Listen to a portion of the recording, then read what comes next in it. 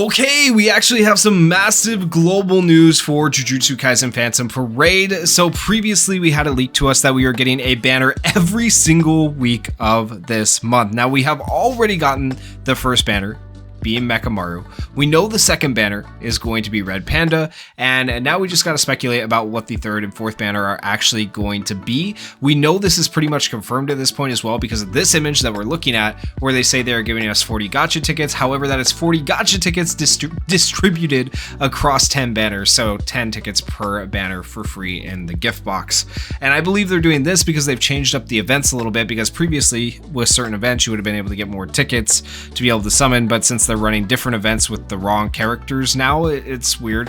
I think they just decided to give us these tickets in the gift box, which I guess makes sense. So the next characters that are most likely going to be coming to the game, I think it's highly probable that for the third banner that we're going to get this month, we see Saki. Now, if we don't see Saki, it's also probable that we see Miwa, because Blue Miwa was immediately after Toji. However, as we know, Global has not necessarily been following the JP timeline, and I will say that Saki's art was in the leaked files. Okay, we were able to find this. However, for Miwa, the two recollections here were in the files. I did not see Miwa's art in the files, so that could have just been like an oversight on the person who was posting the leaks, though. They might not have just posted Miwa. I really don't know. But assuming that Miwa is not coming, that means Saki will be the next banner, which is actually a good thing because that speeds up the timeline for the next characters on the JP timeline. So if we go further and we look at the next month, we will find for that we are going to see Saki, and then immediately after that you have Yaga and Gakuganji. So I do think these two characters are likely to come at the end of February. It would make a lot of sense. It'd be very hype. And by then, people have had a full month to recoup their money if they're going to spend, and also a few cubes if they're trying to save up a few cubes. It's not going to be a ton of cubes, but maybe like 2 to 3 multis worth of cubes for your free-to-play and light spenders that might want to potentially summon on this banner. But as a free-to-play and light spender in general, no matter how good any of these banners look, if you're trying to summon on the anniversary, you need to just continue saving and not summon on any banner, unfortunately, if you want to be able to pity a character. However, if you were going to summon on one of these other random banners, this is the banner to summon on, because Yaga and Gakuganji, both very good characters. This is an SR character. This is going to be a very, very good carry support character. Both characters are very, very decent, and I do recommend summoning on them. Now, however, even if they don't come at the end of February, because let's say Miwa actually comes out before Saki here, okay, then that pushes Yaga and Gakuganji back a little bit, and that means they come out at the first week of March if we're continuing to follow this weekly banner schedule, which I think is a high possibility, right? So end of February, beginning of March, we see two of the best support characters in the game come out, and you are probably going to want to summon on these banners. Now, after those banners, my other thing is, I don't know if they would give us 10 tickets, backtracking real quick. I don't know if they would give us 10 tickets for such a good banner, a banner that people are actually going to want to summon on. It'd be hype if they did, but I'm thinking they probably won't. I think in this case, we might end up following the JP timeline a little bit, going Miwa, then Saki, and then these guys at the beginning of March, but we'll just have to see. We'll have to see, but I think it's possible this comes at the end of February, and Miwa just gets cut out completely and comes back some point in the future. We'll have to see what they end up doing. But after Yaga and Gakuganji, we do have other characters in the timeline, and I think they'll probably follow the JP timeline to some sort of degree here. So we have the next character being Blue Nanami, who, by the way, we already had the battle at the art museum, one just now? It's going on in the game. So he comes out with Art Museum Edition 3. So I think it's going to be a little bit till he comes out. I don't think unless they do Art Museum Edition 2 for the third banner, and then for him, Art Museum Edition 3 for the fourth banner. I don't know, they could do something crazy like that. But I think it's going to be a minute until we see him come out. I think he will actually be coming out after Yaga and Gakuganji, potentially. They might release him earlier, but I doubt it. And then after him, we had Green Maki. So Green Maki is going to be hype for a lot of people because while she may not be top of the tier list, much better than her counterpart, the red Maki. So a lot of people like Maki as well. Now in terms of like how good she is, she's not that great, so I don't think people won't go crazy, but of course you'll still have your whales summon for her, and like medium spenders will still summon for her.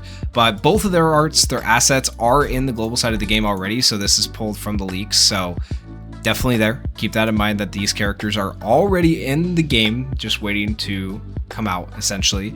And then the important thing though is this is what I'm getting at, because people have been asking these questions. So if beginning of March you get, let's say Yaga comes out at the beginning or end of February, like I said, and then at the beginning of March we get Nanami, and then the second week of March we get Maki.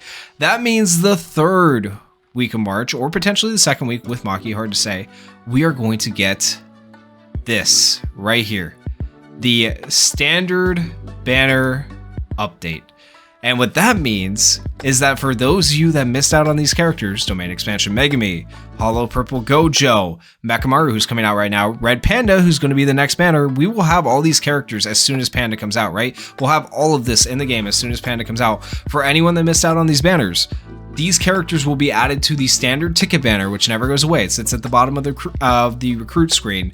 You will have your chance to pull for these characters. So I am guesstimating, keep that in mind, this could all change. Characters and the exact order of characters may not be exactly what I said, but I think regardless, guesstimation wise, we see this either the second or third week of March. That is not far away, guys. So I think you should definitely be skipping Mechamaru, definitely be skipping Panda, and then any characters after Mechamaru and Panda, keep in mind they will not be added to this banner. So if you did decide you wanted to toss a multi or two at them, it might not be the worst decision, okay? Because otherwise you're going to be waiting forever for the standard banner to get updated again, and it hasn't even been updated on JP yet. So it's going to be a long time before like Gakuganji, Yaga, Nanami, Maki, Saki, any of those characters get added into the standard banner update, right? So summoning on any of those characters is not necessarily the worst idea, not necessarily the best idea because they're not the best characters, but it's not a terrible idea. So third week of March,